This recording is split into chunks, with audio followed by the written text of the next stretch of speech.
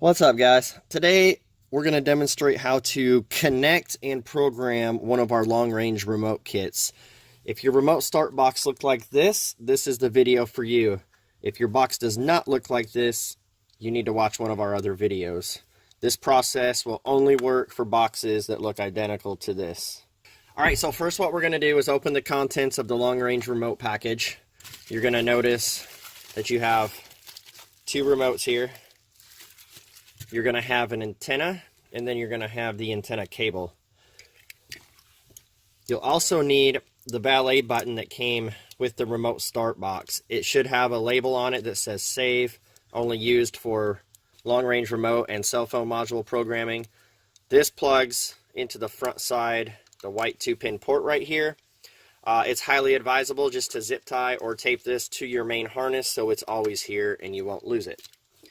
The first thing we need to do is go ahead and connect the black port from the cable to the antenna, like so. Make sure you get it in there all the way. The blue port is going to plug into the blue connector on the back side of the module. There's two of them. It's only going to fit one. It is the smaller of the two, and it just plugs right in. Okay, so before we begin the programming of the remotes, go ahead and pull out the little battery saver piece of vinyl there. Once you get it out, you will notice that the lights do work on the remotes, and we got two of them here, so we're going to go ahead and program both of them. Alright, so first thing we're going to do is you're going to need the key. You're going to put it in the ignition, turn the ignition on. This amber light right here will turn on, and as soon as it does, we need to press and hold this valet button. Push and hold this button, and there's a light that will begin flashing rapidly back here, like that. Once that's flashing like this, go ahead and push this button 5 times. So 1, 2, 3, 4, 5. You'll notice that light blinks every time you press it. And now you need to push and release the brake pedal, and this will flash 1 time. So just like that. So now we're in programming mode. You'll notice the lights blinking on the antenna. So what we need to do is on each remote, we're going to push the bottom button and then the top button. So you'll notice on this antenna here, I'll just leave it blinking here. So I'm going to get the bottom, top. It'll stop blinking, and then it will begin blinking again.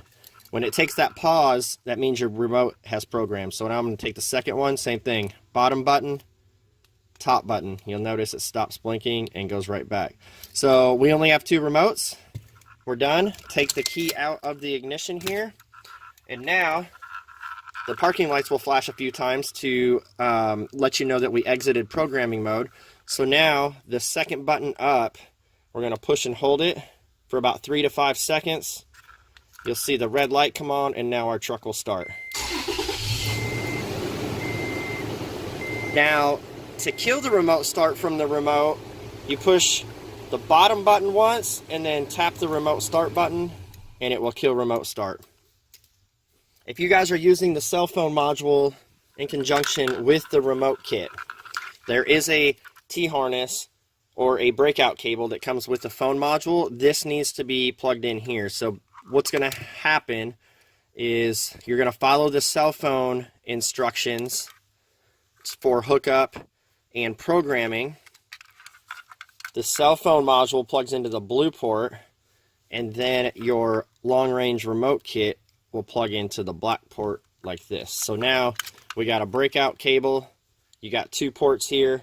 The black one goes to the antenna for the long-range remotes. The blue one will break off and go to the phone module.